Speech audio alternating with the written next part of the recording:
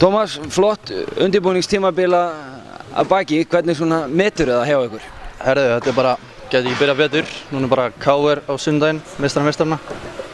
Taka það líka, svo KR aftur fyrsti leikur held ég, bara sem að byrja þetta krafti. Svolítið svona skemmtileg blandan í stjörnuliðinu, þetta er ansið þéttur kjarnir sem búin að vera lengi saman. Mun það gagnast svona þegar förum inn í þessa leiktíð? Já, náttúrulega við spila lengi saman. Eina svona dagur fór út, Tommi kom inn, Tommi er að koma flottur inn, góður kanni.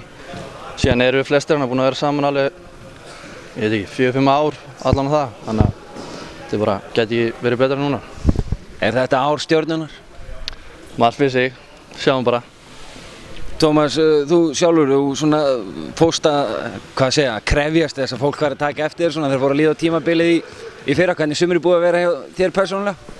Herri, það er bara búið að vera mjög gott. Svo annað eitt landsliðsverkefni, síðan er bara búin að vera liftingar á bolti.